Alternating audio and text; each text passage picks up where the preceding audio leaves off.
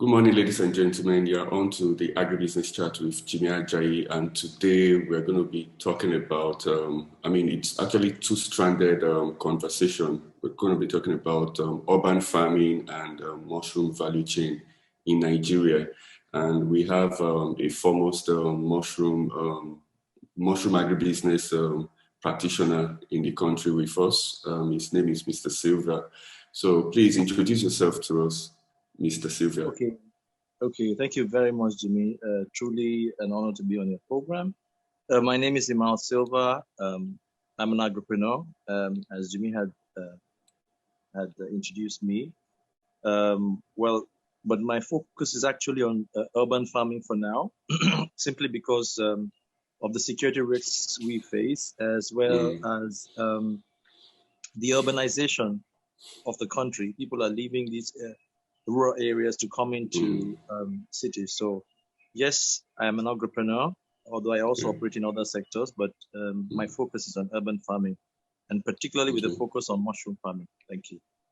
All right, thank you very much, sir. So what is urban farming, and what are the techniques of urban farming? Okay, urban farming is basically using urban spaces and suburban spaces to farm. Most often we tend to think that it has to do with size of farm, but we also forget that it is also about using technology, about using techniques, and also about using cubic thinking, basically meaning that we can actually think vertically instead of always thinking horizontally. So when it comes to farming, more and more people are beginning to look at how they can use less space so that we degrade the land less than we used to before. We can also control our greenhouse emissions and be more sustainable in our approaches to farming. So you have various techniques being used presently, and I see that being in touch with the industry, there are so many opportunities in this sector. So from hydroponics to aquaponics to aeroponics and all sorts of vertical farming techniques. Mushrooms are actually grown vertically too, but they're not grown in greenhouses. They're actually grown in, in the usual environment. So yes, there are many, many techniques to urban farming. Thank you. All right, thank you very much. So which of these techniques above, that you've just highlighted have been adopted, in Nigeria, and do share with us types of crops that can be, that are applicable to this model? Okay, so hydroponics is the more common word used and known by most people in urban settings in Nigeria, and that is using a controlled environment, usually in a greenhouse, with a solution that is actually constituent of the nutrients that are required, both macro and micronutrients. And we have several forms of vegetables and food crops used being grown in such from the leafy vegetables like lettuce, kale, and now even things like peppers and tomatoes and things. But we also have various, there are different, even these ones are varied in their approach, because, for example, if you talk about aeroponics, you don't actually have the plant inside the water. It's actually the mist from the water that is used to, to give the nutrients to the plants. Then you have things like aquaponics, which are actually integrated with fish farming, where the water from the fish tanks are actually fed into the troughs where the plants are grown.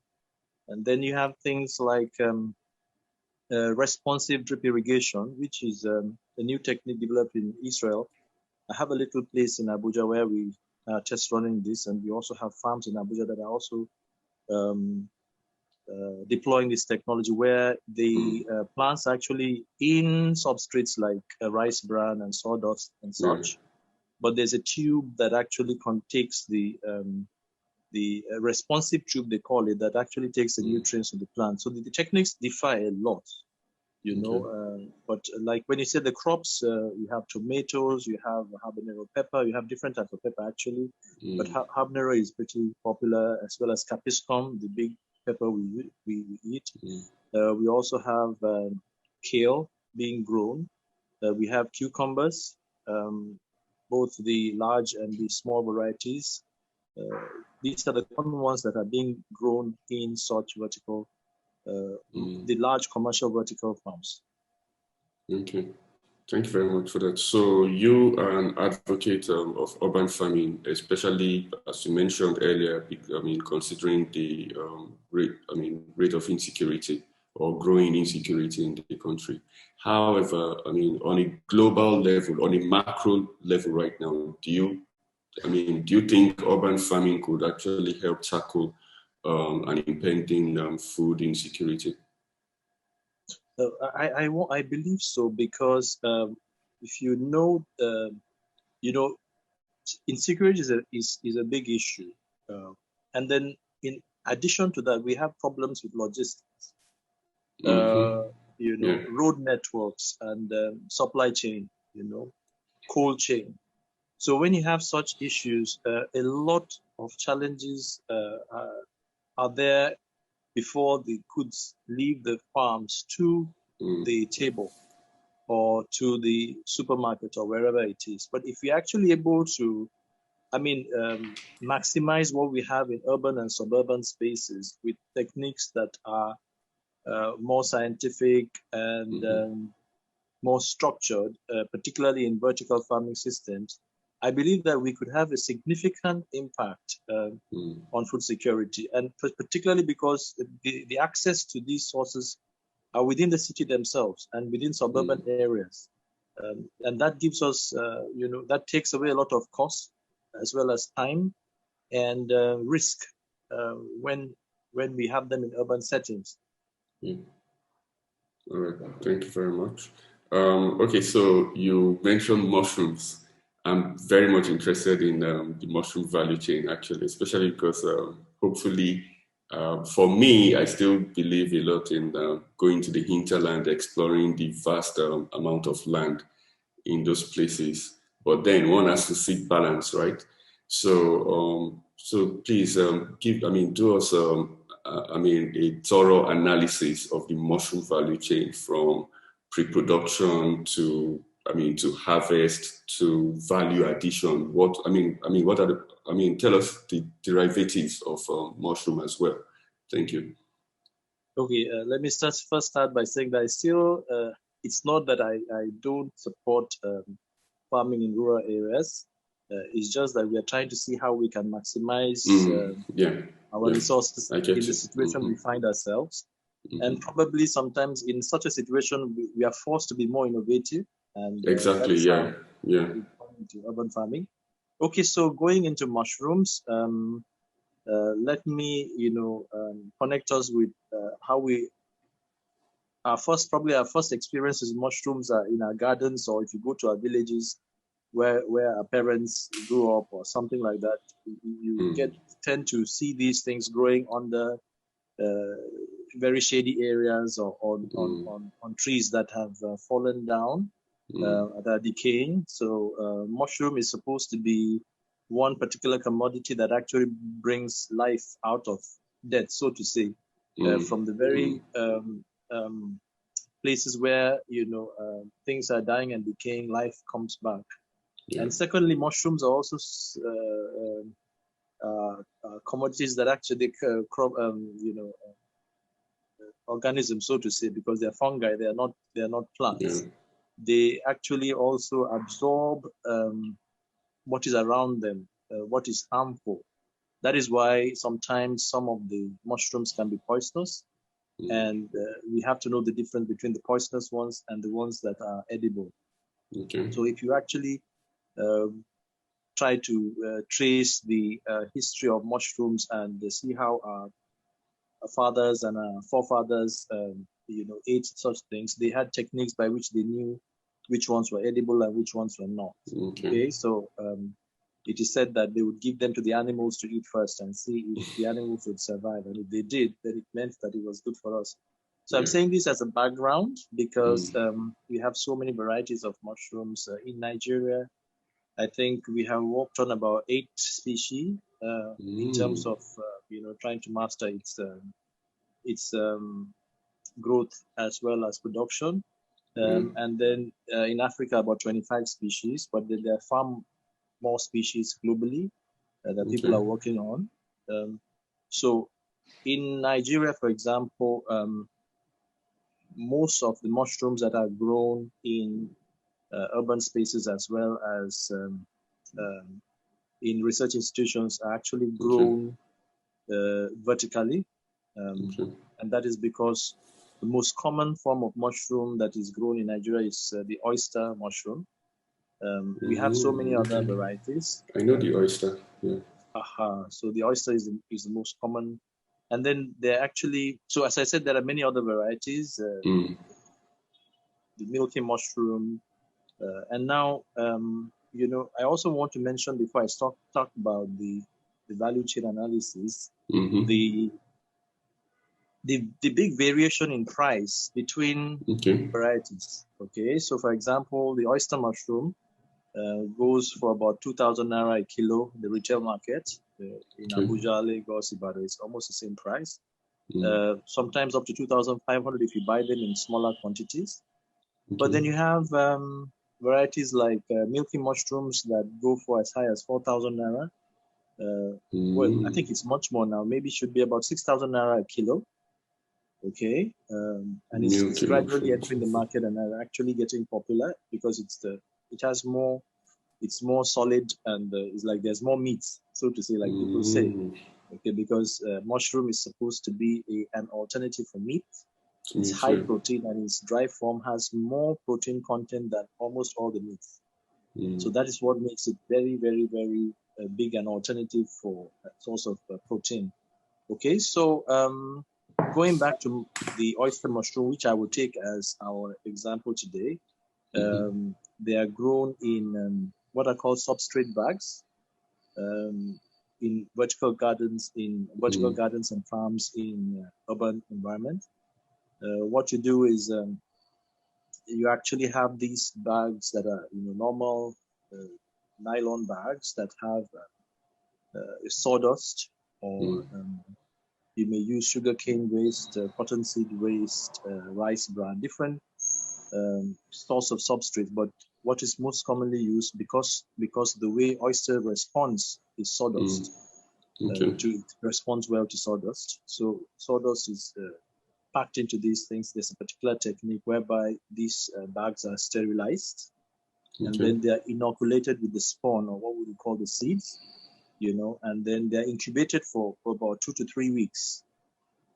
Okay, and that is when you now stick them vertically in this vertical farm. So you may have a space where you park about 4 cars having up to 5,000 such bags. So I'm just using that to give everybody a picture in their mind, and by the time you're starting with 2,000 bags, you're already a commercial farmer.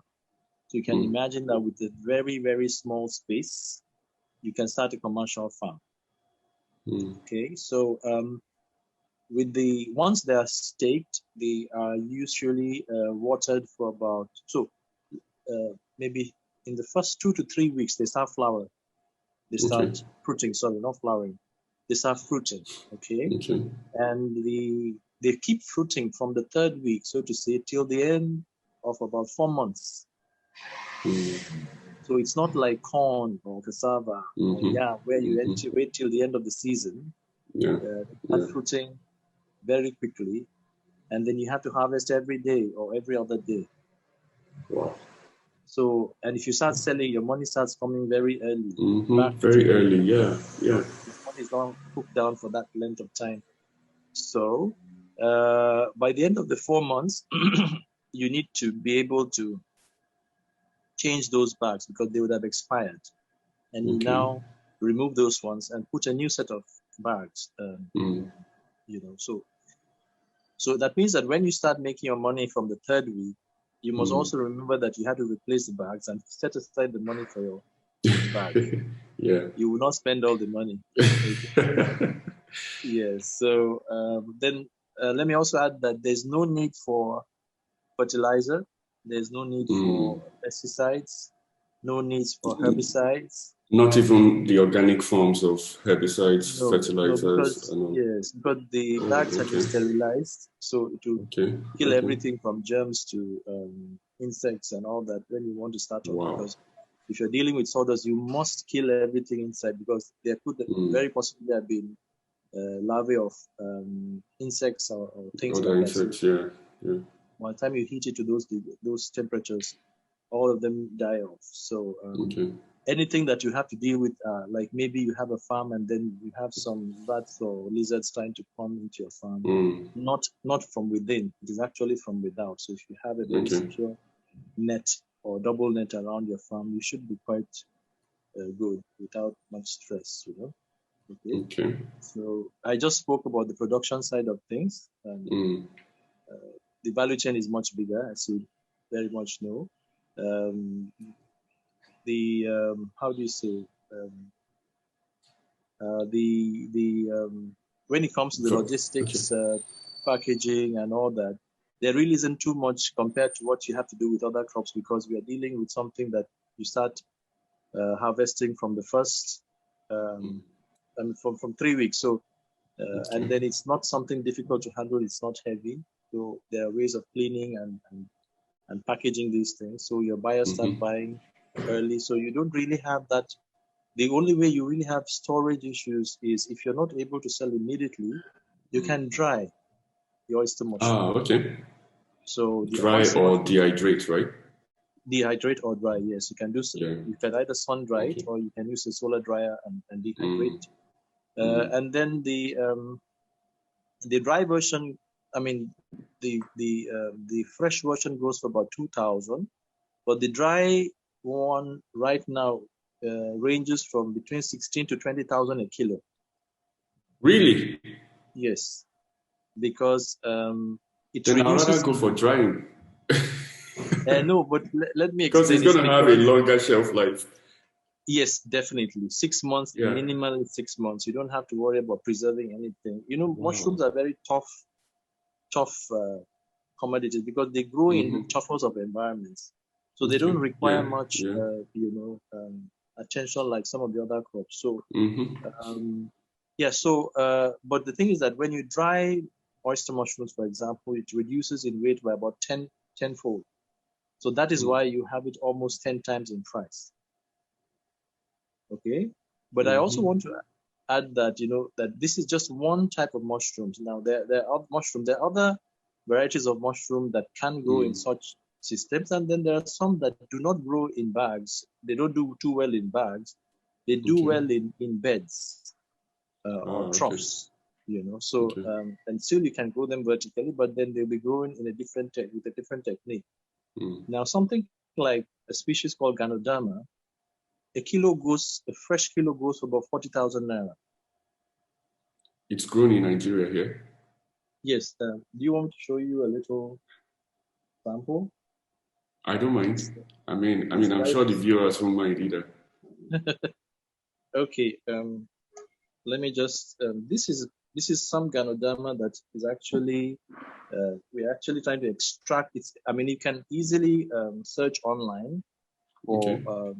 If you search online for medicinal or benefits of mushrooms, you get a lot of general information. But if you now go specific on this particular species, for example, Ganoderma, just search on Google for medicinal values of Ganoderma. Then you can now home in on this particular. So this is Ganoderma in a bottle. But is it alcohol? Okay, so alcohol is used as preservative. Yes, to extract Okay. the property, the medicinal value component. Components. Okay. The Okay. component, So yes. did you make this? Did you make that? You made No, that this is done yourself by another mushroom farmer who is a friend. in Nigeria here? In Nigeria, of course. And then, Oh, fantastic.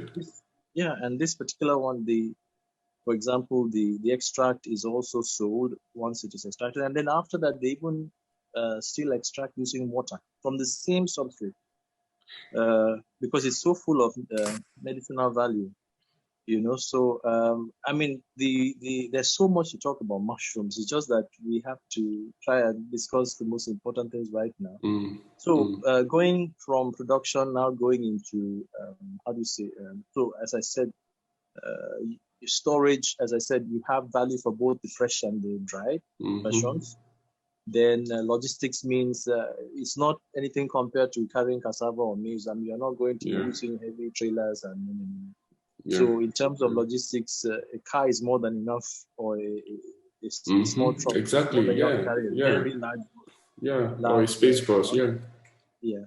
And then the dry version has such a long shelf life without any sort of preservation. So your cost of preservation, which is also part of the value chain, is highly reduced.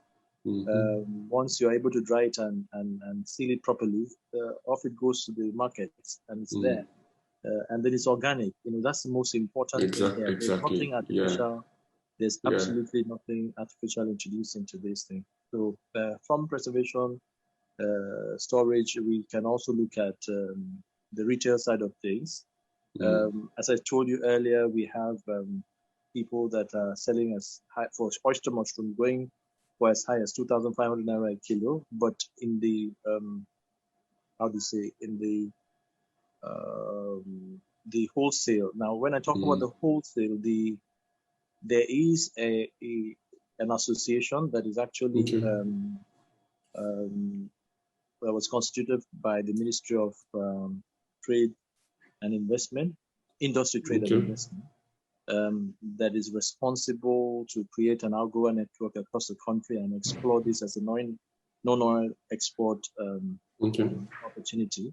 So, and our company is actually involved with this, growing this particular network across the country of contract farmers. So, what we're doing is the association, once you're able to, if they want a level of uniformity and consistency across all their produce from across the country, so they don't want people producing their own bags in little corners. No, they want to be able to they need to watch out for, all forms of unethical practices, right? Exactly. So, and then that's important. They produce the bags and they actually subsidize the bags and send it to the farmers. All the farmers have to do is to grow the bags, grow the mushroom out of the bags and sell to the association. So right now, that is what is happening. We are setting up farms. We've set up some in Abuja. We were here about a month ago and then last week as well to supervise construction of farms in Lagos. We're going to Abuja. We're going to Delta. It's spreading from state to state. That's good. That's good. So I want to say that there's a lot of opportunity, a lot of opportunity, and we should be able to maximize that opportunity. Okay. Wow. Yeah. I mean, I'm mind blown actually. I'm just thinking, okay, I mean, how can I set up something here in Lagos so I can start making extra cash without having to always go to relying on my activities in the hinterland, right? So, I mean, it just makes sense to try to find some kind of balance, especially in my own case right now, because I do a lot of traveling out of Lagos, Ogun State, Oyo State, onto all those places. Wow. Okay, so from what you've said, that means that mushroom is more or less like widely accepted in Nigeria at the moment, or there's a growing form of acceptance of mushrooms in Nigeria. Let me put it this way: if you talk to our parents, if you talk to our parents, they knew much more about mushrooms than we do. Much more than we do, because when they were growing up, a lot of them ate mushrooms. But over time, we had all these options of chicken, dog, meat, and all sausages and all sorts of things. So we did not pay that attention to that organic form of protein. I can remember clearly somebody that spoke about how during the Civil War they were in the East, that was their major source of protein when they were not able to access the protein, the usual protein sources as well. And even if you come to the Southwest, I've heard of grandmas telling me over and over again, oh my goodness, you're bringing mushroom back. I mean, we used to eat this so much when we were kids. Sometimes Yeah. in our houses, parents didn't even buy meat; it was mushrooms, and it was because they felt it was a healthier option. Okay, so the awareness is coming back locally, and we even have the Female Food Sellers Association of Nigeria, that have come to sign an MOU with the mushroom, the association, the national association, trying to see how they could actually take it to their different states where they work, and then because they know that people that are above a particular age already know this, and if they're able to cook their meals with mushroom in it, definitely is going to have a greater value, and they can even charge more. It's seen as exotic, but then you also have the big time buyers, both foreign and local, that are actually buying off, and for two things: one for outright sale, and the other one for processing. So maybe if you give me some time, I will also mention in 1 or 2 minutes you have mushrooms that are used in various process forms. Please go ahead. Please go ahead, okay, sir. so you have you have mushroom that is made into seasoning. We have mushrooms being used in cosmetics, in various ways in cosmetics because of the natural medicinal value. You have mushroom, like in Abuja, we are already producing mushroom bread. That is a mix of mushroom flour because it's high protein flour. So if you mix it with the regular flour, we are not eating so much of starch. Exactly. We have people that are also planning to mix mushroom flour into other forms. So you have a lot of confectionery, there, biscuits and other things that we have eaten by people that produce those things. You have mushroom tea. Mushroom is even used in packaging.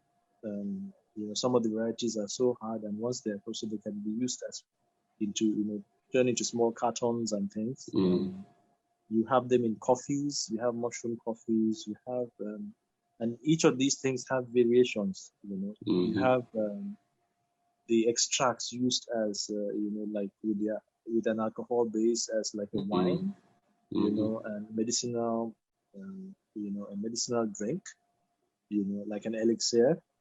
So you have the variety of the options are so varied. You'll be amazed at what is actually possible. Okay, that's good. Thank you very much for this. I wasn't even expecting this, amount of details or no, but I'm sure there is a lot of quality information you've shared already. So, all right. So, you've touched on the fact that we really don't need so much space to go commercial when it comes to mushrooms.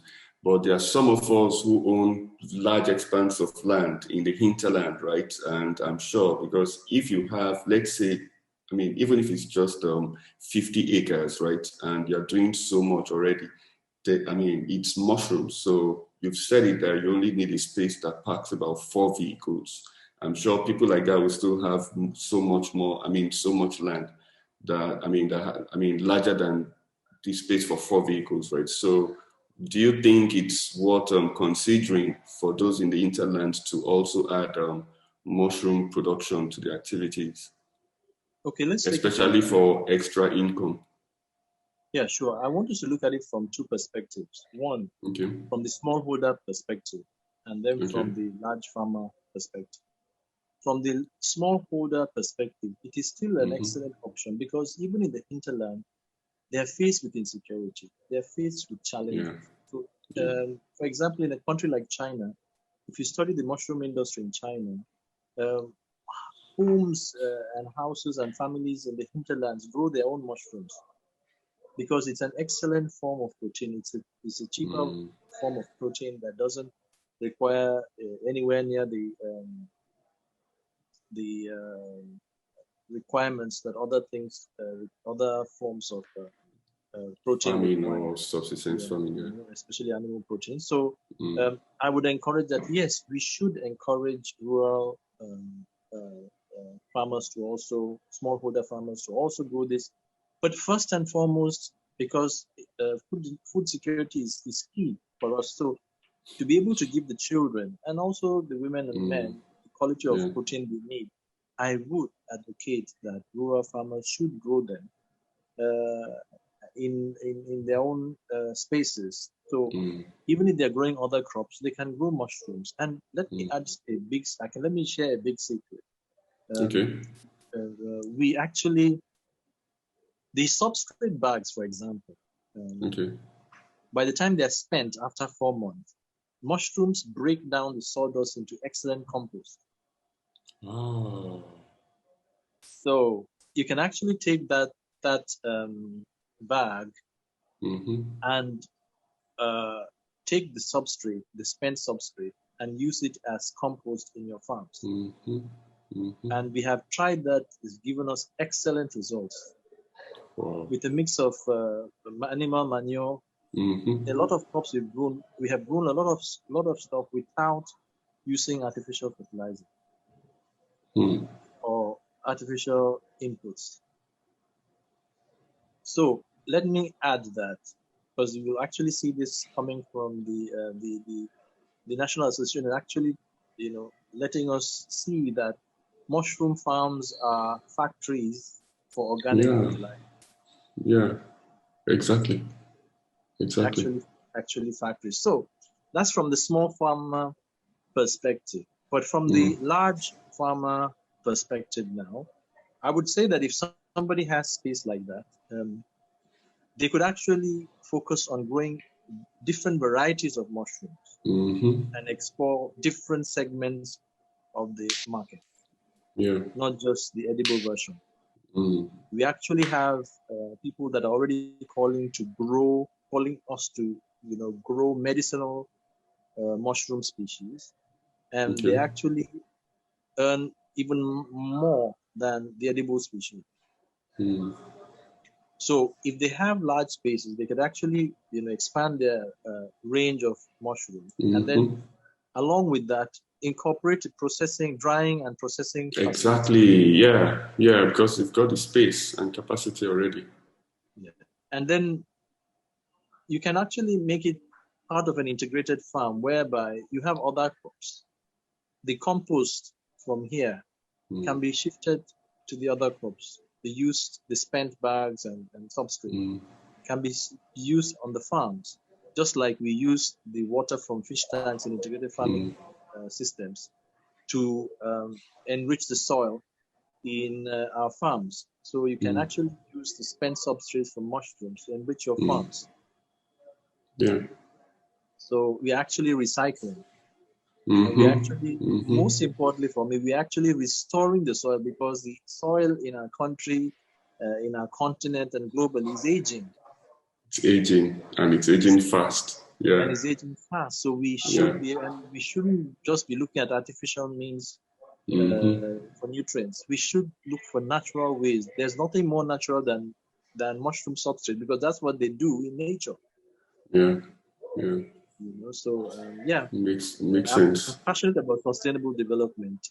Exactly. That is why I look at these farming systems and try to see how we can have cyclic systems whereby we can it's basically regenerative agriculture. Yeah. Wow. Oh man. Okay, so we've gotten to the last question, but I'm just trying to come up with any other ideas so that you can keep talking for maybe like the next 10 to 20 minutes. I've learned a lot. If there are people that are interested in the mushroom industry, we've started opening groups for each state in Nigeria. So we have a few states that have mushroom enthusiast groups. So we share information so that people can get more information and keep themselves up to date with what is happening. Oh, fantastic. We also have started training in Lagos and in Abuja. In Lagos, we're training at FIRO, the National Association is training at FIRO, and then also in Abuja at a commercial farm. Ibadan will start soon. So yes, we are taking this seriously, very seriously. Okay, good. I mean, that's good to know. That's good to know. So you mentioned that you belong to an association, and last time we spoke, you were having like a conference in Abuja, right? So what were the outcomes of the conversations or the conference? Okay, we had the National Mushroom Summit, the very first Okay. National Mushroom Summit, Okay. and we had about 10 of the key MDAs, Okay. some ministries, some departments and agencies, and some agencies of government presented, because the primary purpose was to bring them together and let everybody see the potential in this non-oil non-oil export opportunity, because we have a massive opportunity for export if we're able to get the kind of structure in place to be able to deliver the quantities we need. So yeah, that was one of the primary things, to be able to bring everybody to the table. And of course, the communique was released and sent back to the government. And I want to say that from the information I get, the government has responded very positively. Oh, fantastic. In fact, the Bank of Agriculture already is working with the association to give people loans. We have several other parties that are interested in funding the mushroom industry. So the second thing was to create awareness and get people not just to know about mushrooms and know the nutritional and medicinal uses, benefits, but also to go further and let them know that we are also building capacity. We are training. So our company is working with the association, this training program, because it's important to give our farmers knowledge. If you give them the knowledge, they'll be able to surprise all of us with what they can achieve. They can do very, very well. So if you give them the support, and the association also is working presently to, give post-setup support in terms of managing their books and getting them to keep records. All right. The association is actually, like I said, building capacity and getting people to have a structured approach because as the association is looking for buyers, they also have to plan how to be able to supply these buyers consistently and in required quantity. So we need to be able to schedule the production across states, across regions, and across the country in such a way that we know that, we are able to produce this quantity in this period of time to supply this particular supplier. So it's a lot of work. So a monitoring and evaluation system is being set up gradually, organically, as we understand the market, and then try and see how we can match it with best practices across the world. So that, it will be an association with a difference. And we've already started making a lot of, we've got a lot of accolades, like they say, for what is being done. And I want to pray that it will, because we have an excellent president who is doing an excellent job trying to create teams and get everybody involved and see how we could have several stakeholders benefiting at the same time. In the person of Chief Michael Alvin. I think the future is bright, very, very bright. Fantastic. I mean, I'm interested in exploring this opportunity, so I'll definitely be following up with you on this one.